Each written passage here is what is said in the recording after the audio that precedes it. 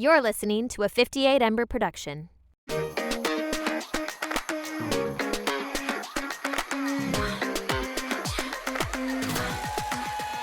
Hello, everyone. Welcome back to the Completely Fucking Clueless podcast. My name is Sarah Alice Liddy. And my name is Audrey TT, and we both use she, her pronouns, and it's season 3! As we've been saying, our baby is turning 3. Which someone messaged us. Apparently when babies are 3, they kick and scream. So I love that for us. We're kicking and we're screaming. Oh my God. In my reflection of this year, I was like, the terrible twos. Yes. Not that we were doing anything like terrible. I just think there was like a bunch of other things going on in our lives. No, I don't want kicking and screaming unless it's like good kicking and screaming. We're kicking and screaming down doors. Okay, that's a good. Yeah. We're kicking down the door. It was because someone messaged us because in the last episode I said, what do 3-year-olds do? Learn how to walk. I've seen my niece and my nephew. They were walking way before that. So someone messaged us to let us know, hey, yeah, no, they're not. They don't not. walk. They're not. They're kicking and they're screaming. They're kicking and screaming. Good. But yeah, so we had a week off last week, but not us really. We recorded. When did we record? I don't know. The last episode. I don't know. No concept of the passing of time. No concept of time, but I learned a very important lesson this weekend. Oh, what was that? It's really good to take a break. Yes. Yes. You guys. No, I think because during all my other breaks that I've had, like in my life, I've always been also working, or their breaks like do you have like with the whole like depressive whole break where you just like completely rot in bed. So I'm not sure if it's even a break. Yeah, I would say like it technically I feel like does count as a break, but like your body isn't recharging. It's just rotting. Yeah. And so I feel like I've been burnt out. I've been talking about that on the podcast with you guys. I'm feeling like a crispy piece of bacon. That's like my new favorite thing. It's like, I know you've been saying it a lot. I love it. Being burnt out is like being like a crispy piece of bacon. I don't know. It's just like it's like burnt. It's ugly looking, like not cute. It doesn't taste good either. This is making me feel so mean that I would never describe my parents to people. I say that my mom is a tall Amazonian goddess and my dad is a little burnt potato. Oh. He doesn't listen to this, so I don't need to feel bad. Jeff. I feel like my dad is becoming that too. Like he looks shorter to me, he's almost bald. See, I actually think my dad looks amazing for his age. Okay, cool. But I think he kind of hit 50 at 20, but now is 70 and still looks 50. Interesting. So we think he looks great for 70. He looked terrible the rest of time. No offense. Love you. Here's the thing. I really am burning myself because of all of his kids. I'm the one that looks the most like him. So it really is only a burn on myself. That's okay. You're going to look great at 70. Thank you. You're welcome. Thank you. But yeah, I feel like I learned a really good lesson in terms of just like actually taking a break. Mm-hmm. I was feeling burnt out. And so I was like at that point of the burnout where it's like you will just cry like all the time. Like no matter what happens, whether it's like the tiniest little inconvenience, you're just hysterically crying. Like I never cry in therapy. I don't know. Do you like hold back tears when you're in therapy? So I didn't cry for several years. When I was on Prozac, one of the side effects is like it can affect your crying, and I really didn't cry. And it's actually been so weird for me for like the past year of like I cry all the time, guys. And it's so weird because I didn't cry for like 3 years. Yeah, I feel like I don't cry a lot. Maybe that's a side effect of my medicine. I don't know. But like I was just like in therapy crying. And I don't, for some reason, whenever I feel like crying in therapy, like I hold it back. I do try and hold it back, but I, again, usually fail. Yeah. And so it's like this weird, like, I can like feel myself like hyperventilating, but like trying to push it down. And that's how I knew. My therapist was like, all right, like vulnerabilities, like, are you sleeping? Are you taking your meds? Like, are you feeding yourself? And then we like came up with a game plan. And luckily, like my burnout was really like exploding when I had a long weekend. And so I told Olivia, I was like, you cannot let me work. All right. Like you cannot let me film anything. I was really proud of you that you sent me a text on, I think it was Sunday, being like, okay, did this quick work thing. Now I'm putting it away, done for the rest of the evening. And I was really proud of you. Yeah, it was. And let me tell you, come Monday, I felt so much better. Like I felt so much better. I had one moment during the weekend on like this second day on Sunday where I was starting to feel a little anxious because, like we come out with the episodes on a Tuesday. And so I was like feeling like, oh my goodness, like there's things that need to be done, And Olivia was like, we're on vacation and like you can incorporate a little work, but like, why don't you set like a timeline for yourself? So I was like, okay, like I'm going to work from like, I think it ended up being like from 4:30 to 6 and then I'm going to cut it. Because there's always something more that you can do, right? But like I'm happy that Olivia really kept me to it. And it really did. It on Monday, or no, Tuesday, because I had Monday off. I felt so creative. Like there were so many things I wanted to do in film and like all this stuff. So take a break if you need one. It is very valuable, like an actual break. Because my like weekends, like I'm still filming, we're still doing this, so it's not like a full break. Yeah. Yeah. Do you want to know what I learned this weekend? What'd you learn? I learned that you can ask people for the things that will make your life easier. And hey, most of the time they're probably not going to yell at you. Yeah. And by that I mean, so I've talked about this before, PMDD. That basically is like the time leading up to my period with hormonal fluctuations can be a rougher time. I had not slept great for a couple of nights, and so on Saturday I was not feeling great. Had a bunch of espresso. Whoops. 90% of the time, caffeine doesn't really affect me. Then like 5% of the time it'll give me energy. And then 5% of the time it just makes me horribly shaky and nauseous. Yeah. And we fell into that camp this time. Ugh. And I just been not having the best brain or body day. And so my mom's 60th. So everyone was getting dressed up. I'd only brought one dress and I'd put it on and I would just like was dreading the idea of anything being like close to my body. Yeah. I hadn't brought pants and I was just like uncomfortable with the clothing that I had. So I went to my mom and I was like, hey, can I just wear leggings and a big sweater? And she was like, yeah, of course. Like, I don't care. And I was like so stressed about it. No, I and get asking it. her, and she was just like, yeah, I don't care. And I wore sweatpants and a sweater, and most people were like dressed up in nice clothes. No one cared. Yeah. No one gave a shit. And I was so much happier for it. And I like had a little like a conversation of like I ranted at like not ranted but ranted to like my best friend and then my like pseudo sister's boyfriend. And they listened to my little rant and I explained how I was feeling and they were like, that's okay. Like, do what'll work for you. And I was like, I then started crying because I was like, and Julia, my best friend who's been on the pod, was like, are you okay? Like you're crying. And I was like, no, good cry of being like, it's really nice to relearn that like the people you love you and want you to be comfortable and feel good. Literally. And she was like, okay, Olivia. But yeah, that like maybe just try asking for the small accommodations from the people in your life who love you because they're actually probably going to be fine with it. Literally, it's so hard to ask for like help or the things that you want. Like I feel like that's what I was like struggling with in my job for the last couple weeks as I've felt like more burnt out and just like trying to figure out like timelines and all these things that are very new to me.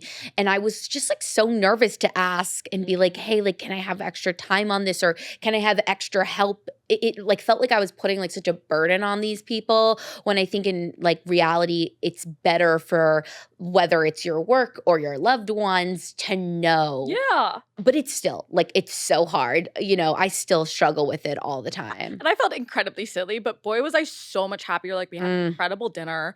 Had I been in the dress, I would have been uncomfortable and like awkward the entire evening. Yeah. And I probably would have ate left because I was already feeling self-conscious like in my body and in the dress. And so I was in sweatpants and my sweater and I had a fantastic meal. Oh, there's nothing better than like being at a family event in like your sweatpants. Yes. That's what I do for all holidays. Like sometimes I'll like when I was younger, I feel like I really tried to like dress up and stuff.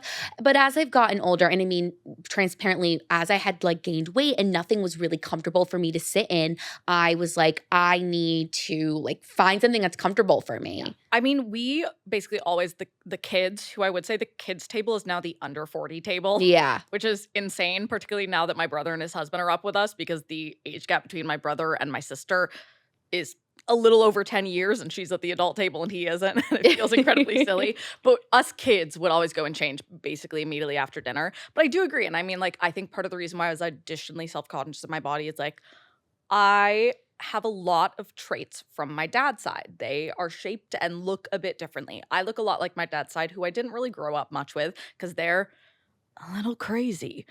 Not all of them. A lot of them, though. And they don't really like us either. And they don't like us either. Exactly. My mom's side of the family is like pretty thin. And I like am definitely very aware of my body around them, of that like I am much larger than all of them basically. Yeah. All of the women. And I'm very aware of that. And that's really hard and something that I'm like trying to grapple with of my own. And I was just so much happier in my little sweatpants. Yeah, sweatpants are the best, literally. Yeah. So this is like my first week where I've done, I mean, I haven't done it yet, but I will do tomorrow, the going into the office twice a week. And today I had to go to Hudson Yards for a shoot and I'm exhausted. I'm like, I cannot believe that we used to go into work Monday, Tuesday, Wednesday, Thursday, Friday. Yeah. Like it would just never work for me anymore. But people also used to be able to buy a house, and you can't do that anymore. And that's the tea. No, I know. I think I'm funny. Literally, I'm like, how do people do this every day? And it's interesting because when I went into the office today, like you could tell like there's so much less people because most companies have people come in Tuesday, Thursday. That's what I do. So I'm just like, I'm exhausted. Fair. I'm exhausted. And I'm turning 26, which means I'm only going to get more tired. Okay, wait. I'm going to share my Clueless moment of the week now that I'm bringing this up. So somebody commented on one of the podcast clips that we put up a couple days ago of us like talking about like where we feeling like we're at 25. And she says, why does like 26 feel so scary? And I agree with that. Like that's my Clueless moment is why does 26 like feel scarier to me than 25 did? I don't feel like 26 feels scarier for me than 25 did. 25 but scarier, but I feel like 26 is the last number that isn't like a decade of any sort of birthday milestone. It's 26, you can rent a car, and that's sort of the last age that has any sort of signifier, I feel like, with it. Yeah, I feel like it's also because of the insurance thing. Oh, yeah. Like it really feels like That's the bummer side of it. Literally, it feels like because I'm gonna have to like put the insurance in my name and like everything now, like pay for it, that I am like suddenly becoming an adult. Like I don't know what feels so big about 26, but I feel a little bit more nervous to turn 26. That's fair. I'm in denial about the insurance thing. So I'm just not thinking about it. We got an email today about like the applying period or whatever, enrollment period opening. And I was like, oh my God. Just like another thing I have to pay for, guys. Like my current complaint is that it's not the subway anymore. It's about it's just like not about not making enough money and like feeling like literally I feel everything that comes out of my bank account like in my soul. Okay, my Clueless moment of the week. This I've been thinking about for a couple of weeks. Yeah. Okay, do you know Rocket Money? No. Okay, it's that thing you see ads for all the time of like fees for hidden subscriptions. Okay. Have you not gotten a million of those ads? No. I've seen a million of those ads for years. Rocket Money. The only thing that I ever see them advertised, though, is that they'll catch your hidden subscriptions and help you unsubscribe for them. Right. Who on earth is either A, spending that much money on subscriptions that it's worth maybe paying for another service to unsubscribe to them, and B, who the fuck doesn't notice when like the subscription money leaves their account? If $5 is missing, I notice. Literally a penny could leave my account and I would notice. Who are these people who are freewheeling so much that they've got like dozens of subscriptions that need to be canceled, enough that there needs to be a service to deal with it? Maybe Rocket Money does other things, but that's the only thing I've ever seen them advertise about. I've seen so many ads. This is crazy to me that you've never seen an ad about it. No. I see so many ads for Rocket Money. What? Like literally what? No, that was the thing that hurt the most when I started putting them on my account is the subscriptions. Hulu, I want to know why the live TV, which I no longer have, is over $100. The Hulu thing was over $100 a month. I was like, are you fucking kidding me? That's why if I can't mooch it from parent or friend, I just don't really watch it. Yeah. Or if I would really want to, I would pirate it. I'm not saying I've ever pirated things, but hypothetically, if I had, I would say the only ones I've done in recent times are ones that have been wiped, so you can't even buy, rent, watch them anywhere. Okay. But back in high school, hypothetically, maybe I pirated a lot of shit. And hypothetically, I'm maybe considering it again because everything's become incredibly expensive. No, it's so expensive. Yeah. It's so expensive. And they just pile on and that's the other Clueless moment. And I get it why, because all the different TV channels have their own shit. But can we just like bring it all together so we can get all the things in one place and where like I'd rather pay for like I would pay for like all the things together for a more hefty price than like $100 for this, $50 for that. Like, absolutely motherfucking not. I mean, that's why people make the joke of like that we've just full circled back to cable. It's the same. Yes. And it's so funny. So I had YouTube Premium for a while. And that is something of the trend that was going around of like, if I won the lottery, I wouldn't tell anyone, but you could know. And honestly, that is one that I probably would I'd love to not have those ads. Right. And so, transparently, my parents were paying for it. I had slipped it under the rug on their card, which is probably not the best thing to do. Sorry, mom and dad. But like, I didn't want to watch the ads. And so I was like, oh my gosh, I'm becoming a lay person. I'm no longer going to have YouTube Premium. And I found out my partner Olivia has it. And I was like, give me your account. Give me your account. I am mooching off of this. I was like, I cannot be with the lay people on this one. Do you know what I'm so thankful every day? What? Spotify Premium. For a second, my sister and I got kicked off of our parents' accounts. Oh my God. And we were both in a panic. I got kicked off the Netflix yesterday. Oh yeah, I can only watch Netflix on my computer. Password sharing. So you can still watch an account that's not like your home, whatever, on a computer. So I can watch my parents on my computer. Oh my God. I don't watch it because I can't watch it on my TV. So a TV show has to be really good to get me to watch it on Netflix now. Yeah, well, because everyone's talking about the new season of Love is Blind, which I barely started yet. See, everybody's talking about it. And you know me, like, I gotta be in the pop culture moment. Like, it is just like, it's like a high for me. I haven't watched any of it, but I feel like I could tell you so much about that season just to like, things that have come up on my TikTok. Oh, the ultimatum? Are you talking about the ultimatum? Love is Blind. Oh, about this season? Oh, yes. Don't tell me. I'm not going to tell you, but I feel like I know everything. I've heard about the girl that is like, said that she looks like Megan Fox. Okay, she didn't say that she looked like Megan Fox. Oh, okay. I would say, in her defense, she says people have compared her to it. She doesn't see it. Oh. But she's been compared to. Oh my God, people take things, and that's the internet right there, like taking it way too far. But I want to watch it. What? Real topic shift. Oh, okay. Internet, AI. So I had dinner with my father on Friday night. Father? Okay. My dad. I've taken to calling him father because I think it's funny. Fodder.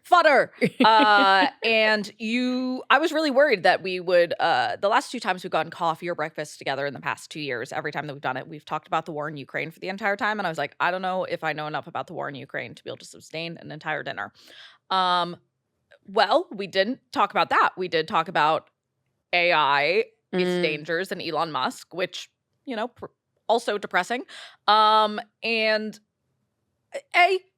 scary. The new thing that has come out where you can make videos of open AI. Oh, yes. Olivia was showing me that on Twitter. There's this account, and it still did look like yes. They're gonna get better. Yeah. And I was talking to my dad, and he has faith that like people will be able to like logically tell. And it's like, well, these videos are gonna get better, so telling that they're fake is going to become harder and harder. And what happens when they're not having Joe Biden say something that's like so obviously a lie? What happens when it becomes more subtle and like we can't tell the difference between these subtleties? Like when we can no longer trust what we can see. Like I think it's very scary. And like my dad really believed that people would be able to tell, and I'm like, I don't think so.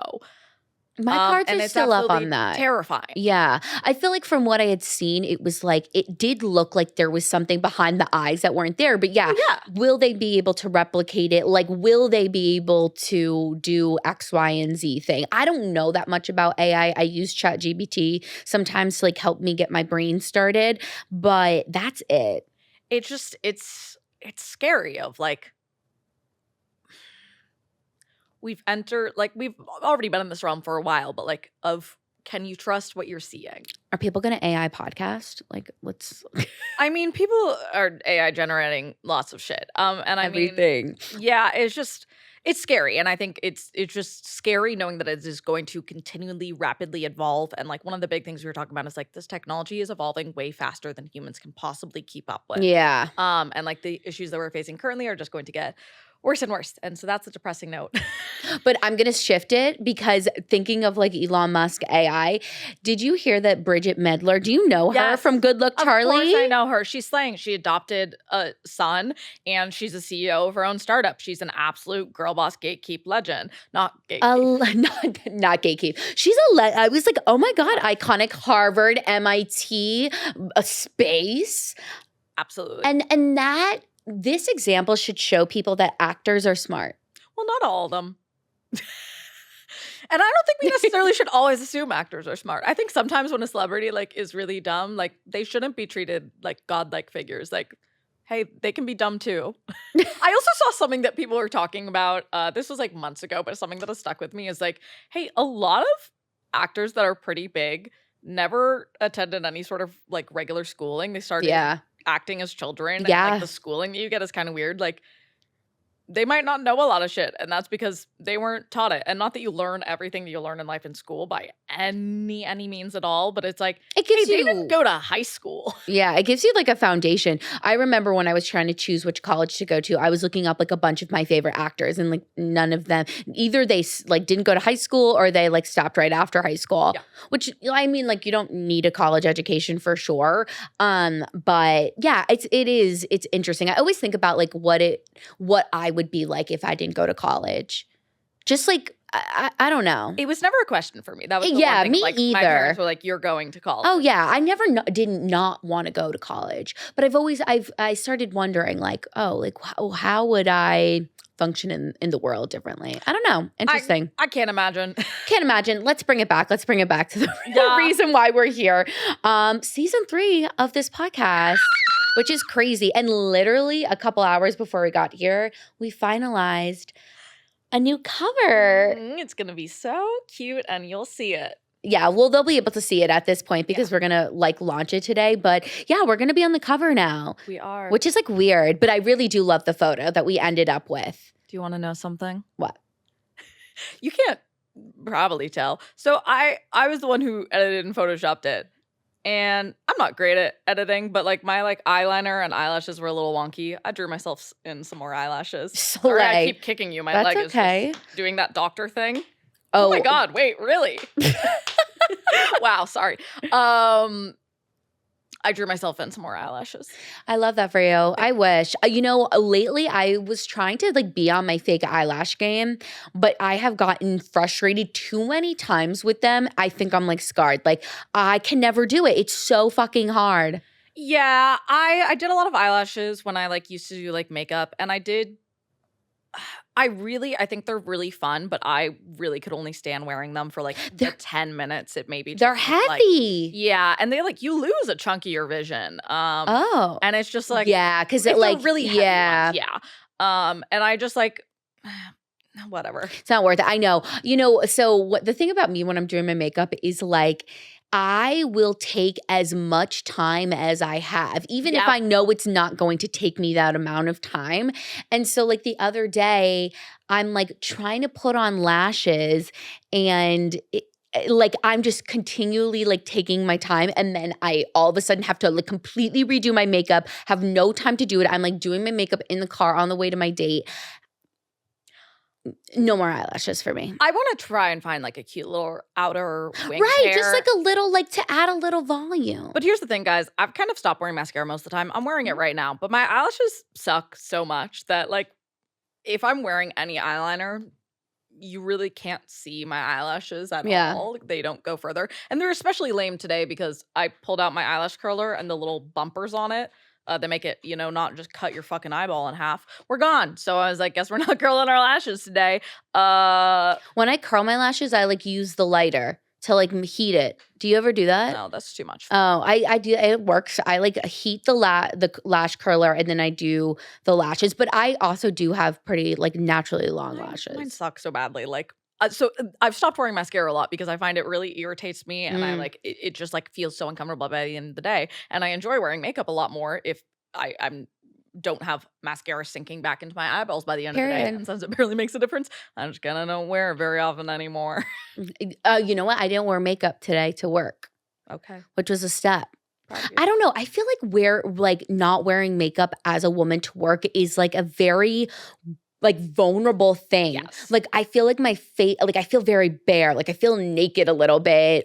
Or just like, I don't know, like, is it, like, a part of me is like, is it appropriate that my, like, pimples are showing? Not formal enough. Or even, like, having non-styled hair. Like, women, if your hair's not styled, it's, like, referred to as, like, unprofessional. And it's like, a man wouldn't be told that in the same way. A man wouldn't be told his bare face. Or, like, even the experiences of, like, when I was in high school, I remember multiple times where there were just days where I didn't wear makeup and people would be like, what's wrong with you? You look awful. Are you sick? And it's like, oh, that doesn't feel great. No, and it's like some days, you don't want to wake up super early to like do that extra step. And so yeah, I mean, at least today nobody noticed. So but yeah, it's just like such a weird thing that I've been like grappling with. Like I'm like, all right, I want to stop wearing makeup all the time to work because it's a lot. I wear it way less these days. Yeah. And part of that is because my coworkers tend to not wear it a ton, which makes me feel a lot more comfortable not wearing it. Oh, nice.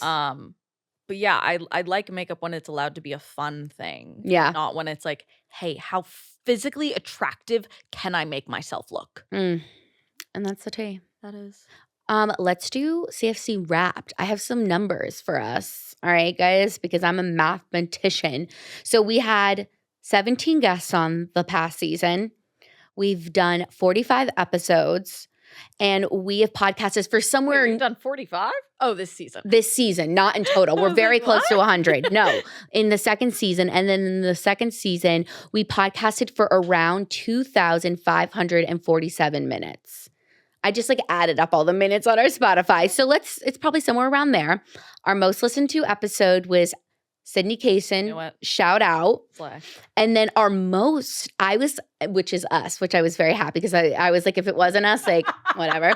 Our second most listened to episode was the sex lives of 20-something girls. My sex life is so lame. But the thing is, every time we do a sex episode, everybody wants to suddenly listen. Yeah. Everybody's like, let's listen. We see you. We see you. I know those, like, everybody in my high school is like, I'm see what's curious up. if an ex has ever listened to any of the sex episodes to hear if I talk about them. And, I have talked about them. Yeah, I mean. and what their thoughts have been. Have you ever told this story on the podcast that my ex called me? I can't remember if you did. Okay, well, I'm going to share it because why the heck not? Basically, my ex called me because he or somebody in his friend circle had listened to the podcast and heard that I was talking about him on the podcast. And I was just like, I won. Like, I won everything in life because you are like still like, you're calling me about being like mentioned on my podcast. You're listening, your friends are listening, like, give me the views, like, slay. But he was upset because I called him my psycho ex, which, okay, like, you can be hurt, but you were. And so, like, I just thought it was so funny. I blocked him after that. So if you're seeing this, hey, I'm doing great. Yeah, I just thought it was super funny. That is very funny. Yeah, but yeah, I feel like everybody ends up listening when we start talking about sex, which is interesting because I'm in a relationship, so it's like pretty like there all the time. And then I'm lame. No, and you're just doing you. I'm vibing. You're vibing. You're respecting your boundaries and what you want. I don't like strangers. Oh my God. So I had posted a TikTok about being afraid of having sex with a woman. And I had a lot of great feedback and information and advice, which I really appreciated. A funny side effect that I didn't think of was I did have a couple people message me offering to have sex with me. That's sort of iconic, though. I'm not gonna lie. And I respected the hustle so much. When you said that, when I saw the TikTok of you being like, people are now offering to have sex with me, I was like, wait, this is so funny. The best thing was one of our good friends that went and commented and was like, all the people sliding into Audrey's DMs messaged me, and I was like, even further hustle. Yeah. No. Were any of them cute? I didn't even look. I haven't replied to any of the people who asked up because what do I reply to? I don't know. They can.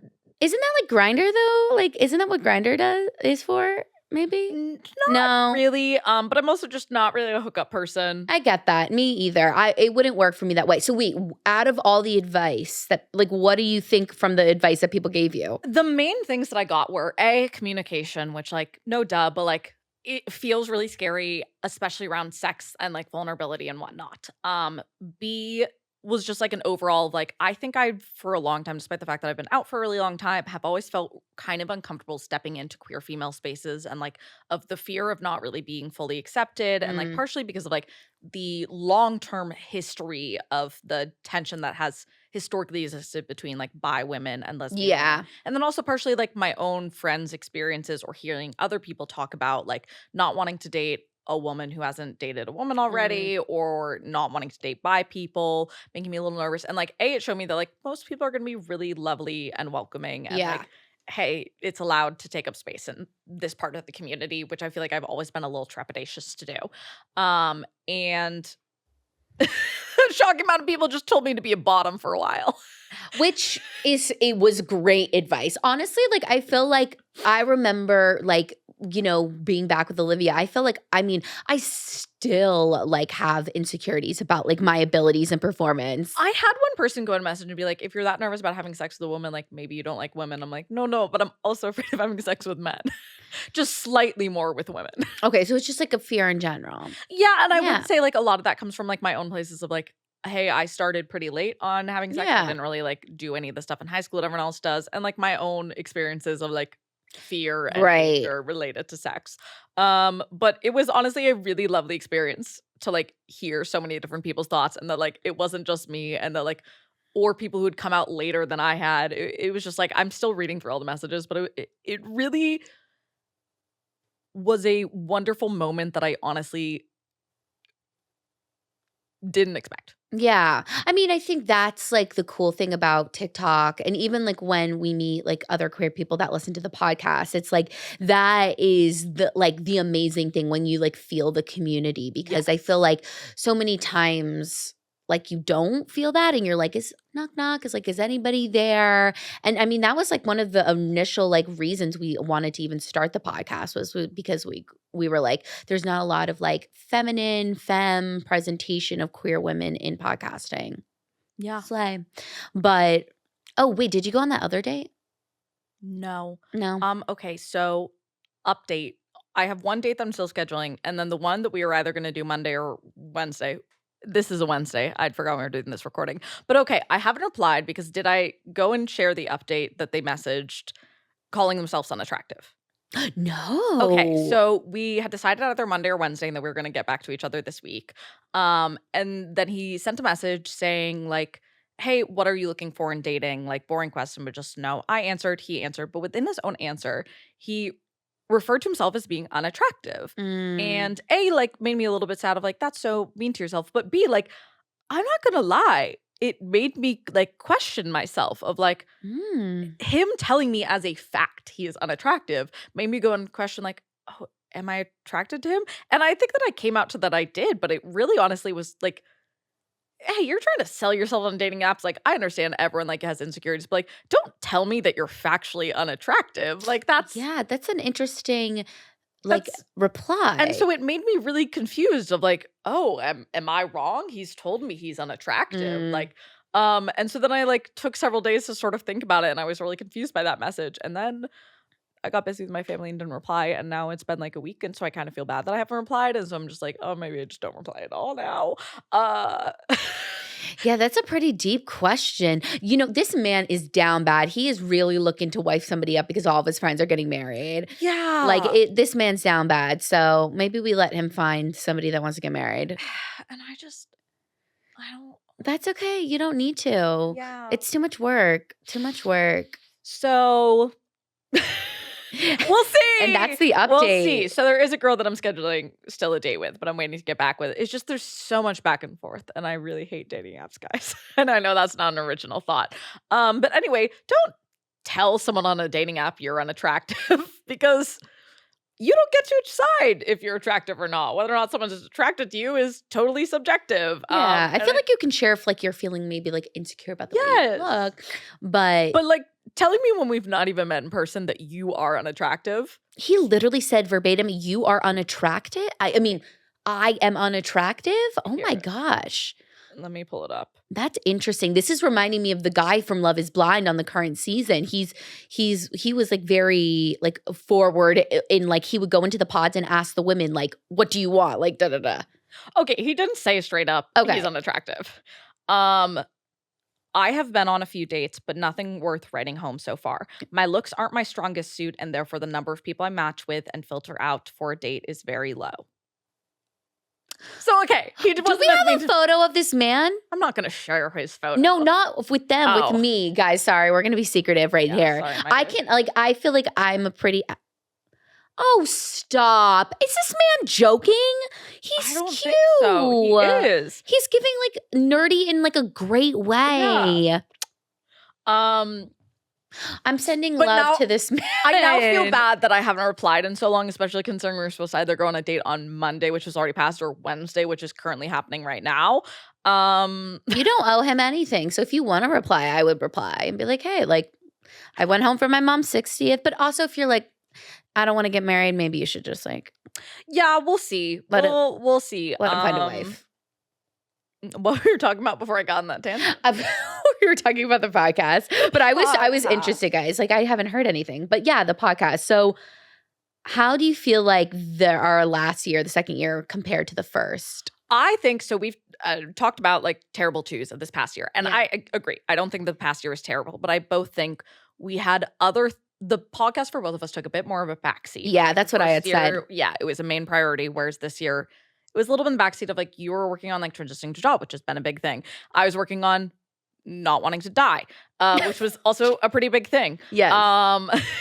And I'm in a point where like I don't want to die. There you go. Which like feels silly to like powwow excited about, but is pretty exciting to me that I don't want to die. Exactly. You're alive. I'm alive and I'm happy with that. Good. So I feel like I'm very excited for like this next year of like I feel like I really think it's gonna maybe be a good year, guys. I don't want to jinx it. We're Knock not on wood for me. jinxing. Cross your fingers, but I think this might be a good year. And Good. do I have any proof? No.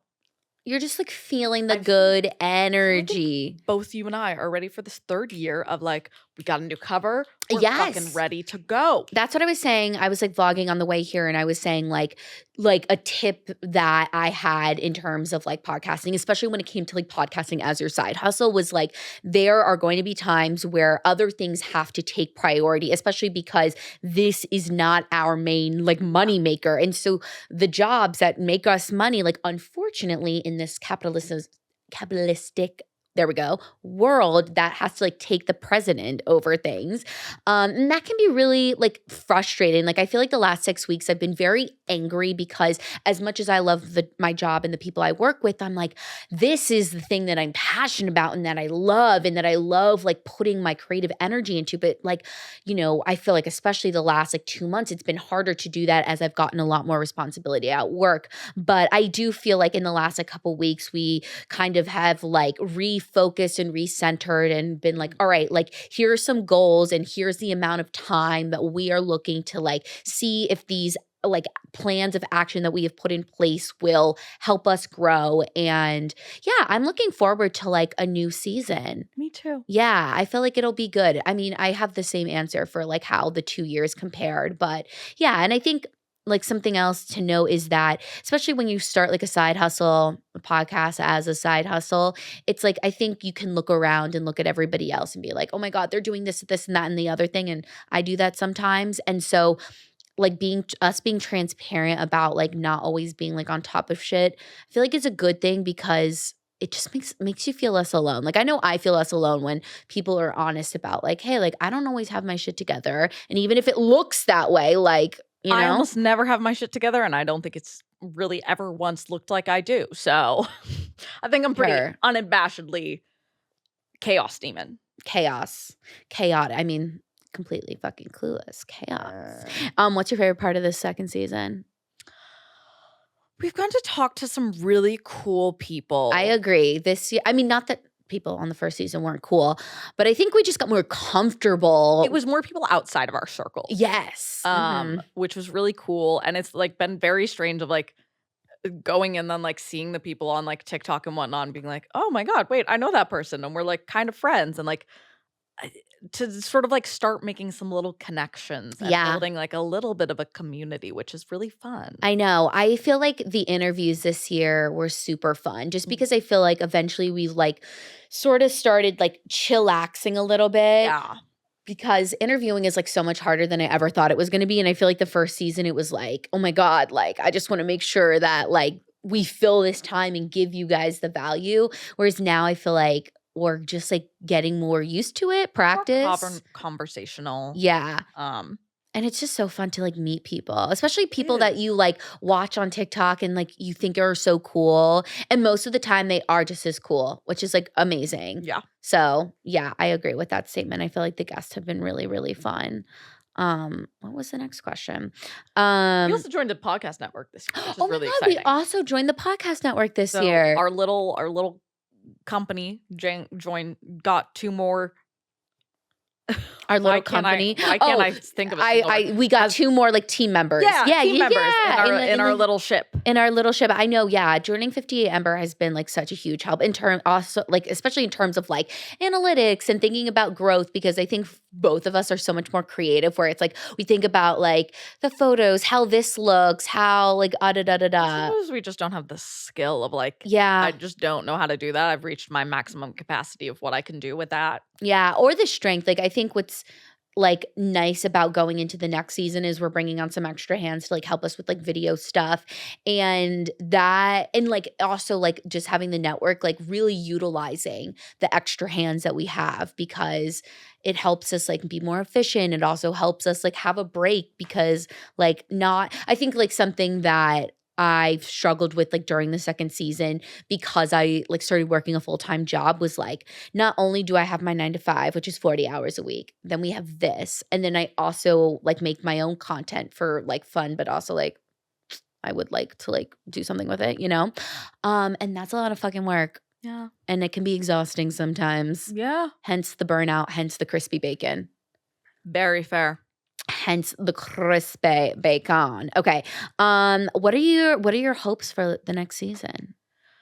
My hopes for the next season is like I want to feel really engaged with again. I think like honestly, the first half minimum of last season, it's tough. I can barely remember. Yeah. Because I was just like so not with it. And like I'm honestly too afraid to go back and watch a couple of the interviews, because like I remember in editing them, there was a couple times where I could see like nothing was happening behind the eyes. Just, sure. Like, no thoughts, no brains, no nothing.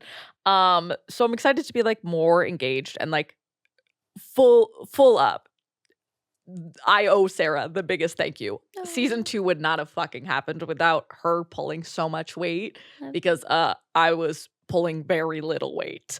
So thank you. I love you. Luckily, we kind of like reversed. It was like, you know, you went through a harder time in the spring, and luckily like I was still working my part-time job at that point. And like over the summer, the residency, like as you know, I dedicated myself to that, but it didn't take as much time. And then I feel like now like we've kind of flopped a little bit, especially the last like couple of months. I think something that like I hope to continue during the next season. I mean, it's just like my life goal for the year is like continuing our like communication and like communicating with each other, because as you said at the beginning of the episode, like it is just so helpful when you tell people how you're feeling, what you need. And it's gonna be uncomfortable. Oh, and it's that's so okay. uncomfortable. Something being uncomfortable does not equal bad. I hate it. I literally hate it. I'll text. Most of the time I'll like, I did one by text. I did one in person, but like sometimes I'll have to like text it because it's just like so uncomfortable for me. I hate it.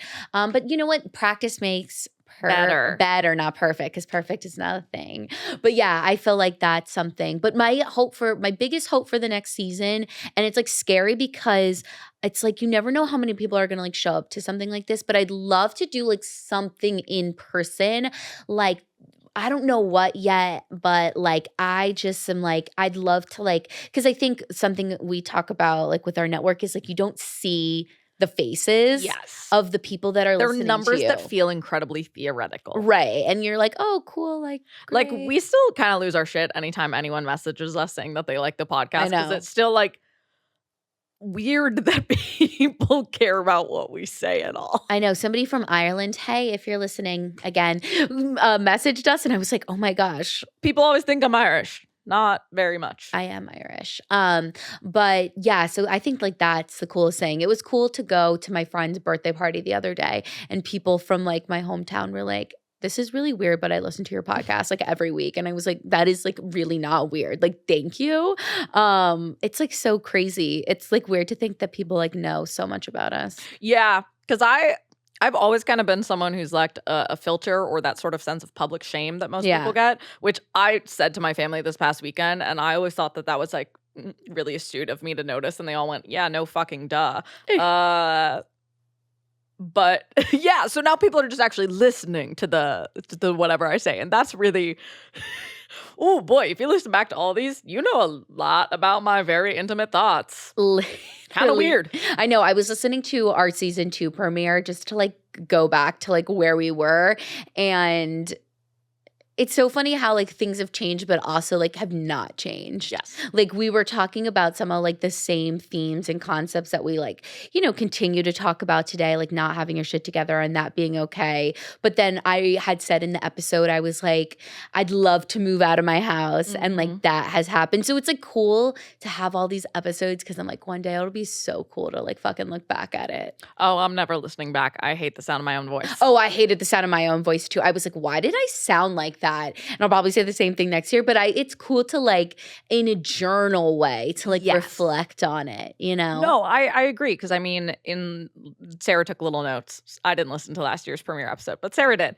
And I talked about wanting to get back into theater. And it's like, I mean, it's a year later. I've not made radical progress, but I'm going home this weekend for a callback, which is exciting. Yes. I'm going to some auditions. Like I still feel a little bit like a fraud, but not entirely. I do feel like before a year ago, I definitely, if someone asked me what I do, I wouldn't have said actor because it would have felt way too far away and like I would have been a total fraud.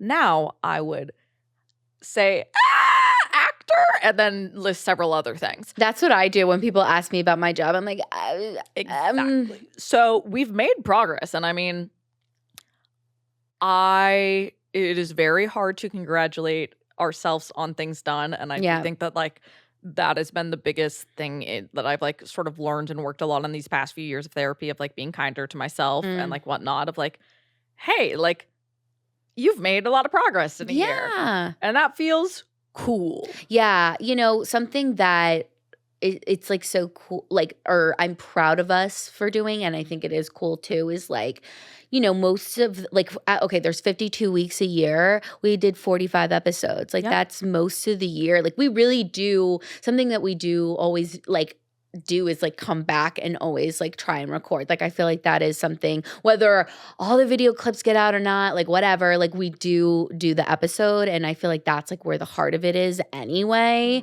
is in us just like sitting down and like talking. Like even though, you know, like sometimes like today I'm tired or whatever, it's like I do look forward to it. It feels like my extracurricular activity. Like when I used to do theater after school, like that's how it feels for me. Oh, but I love it. It's something to show up for. Yeah. And it's a lovely opportunity to just get to talk to my friend Sarah. I know. Literally me like questioning about your dating. I was like, wait, I haven't heard any of this. What have we learned from guests this season? We've had so many good guests. Like we had Meg J, who I feel like is like iconic for all the 20s stuff. I'm still so sad that like dudes cannot remember a single moment of that. The only thing I remember that interview was sitting there and being like, oh God. I feel like she'd do it again. Here. I feel like she'd do it again. She's a therapist. Like I get good vibes from her.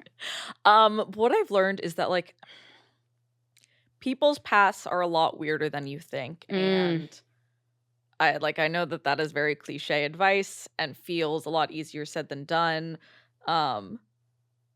But that your path is going to wind, and that you're maybe not as completely fucked as you think you are, and that you're maybe not as broken as you think you are, that we all feel a lot of these things. And that being more honest and more vulnerable will only help you and the people around you. And that hiding is not going to help you or any of the people around you. Yeah. I feel like, I mean, whether it's something I learned or something that I feel, is every time like we interview somebody, I walk away feeling seen in some way.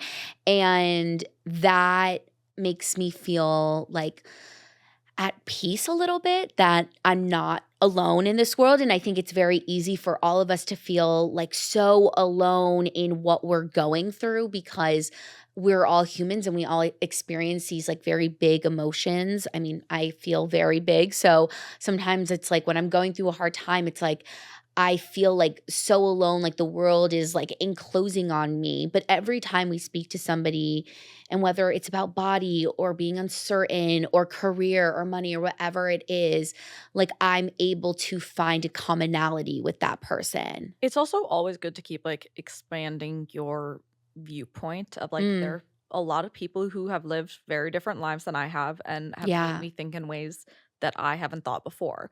And I could definitely stand to do more of that, but I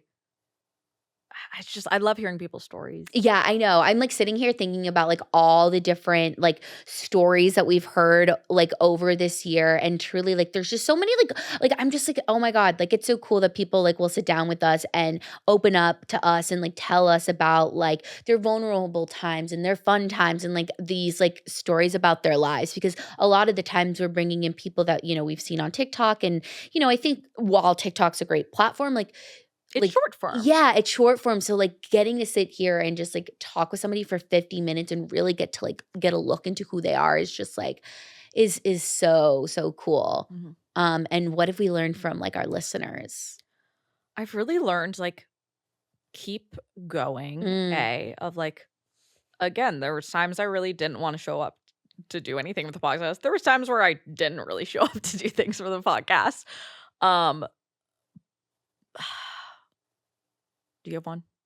No, I honestly I was thinking about combining like my answer for the guests is that I think what's so cool about this and what we've created is when people reach out to us and say that they listened to this episode and they really connected with it and it really resonated with them. And like that makes me feel like what we are doing here has a purpose, is inspiring people. And that's what we wanted in the first place, was to help people because we felt helpless in our uncertainty. And so to know that like we are helping somebody in which way or another, whether it's a guest piece of advice, our advice, or us being absolute like ridiculous clowns, like that just like makes me so happy. And literally anytime we get a message, like it just like makes me be like, all right, like keep going, like keep like doing it. I think the biggest thing that I've learned from listeners is like keep laughing through things because like A, you gotta, and B, like other people will message in their like own variations of our stories. And it's Yeah. like we all gotta laugh together. Like we're all gonna fuck up a bunch and that's okay. And we're gonna be kind of a mess and that's okay. And we can just all laugh together and like not judge each other, but just like be like, what I did was dumb and all have a good laugh together about the dumb thing I did. And that's okay. You're gonna be Right. dumb. Humans are greatly prone to error. We are imperfect people in an imperfect world. Yeah, it's like our little mess club, our chaotic, messy club is this.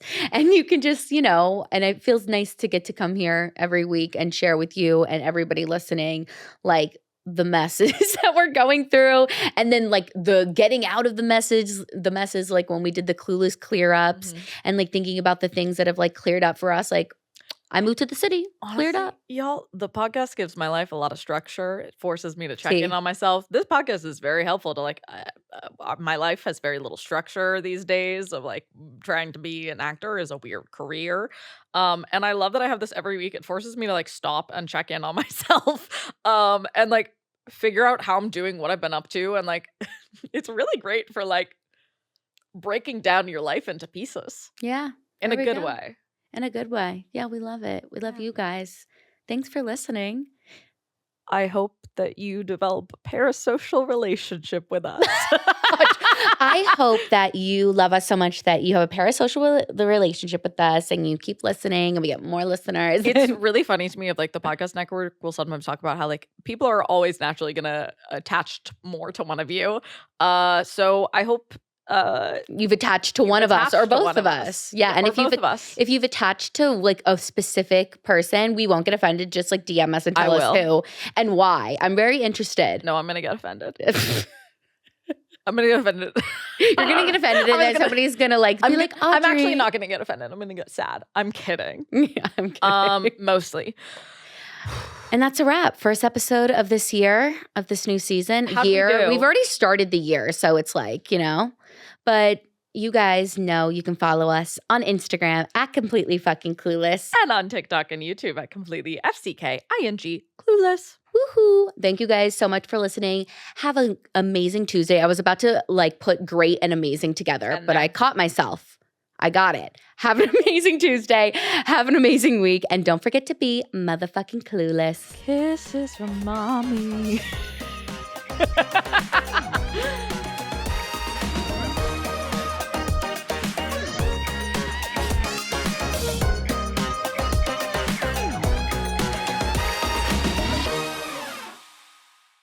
This has been a 58 Ember production.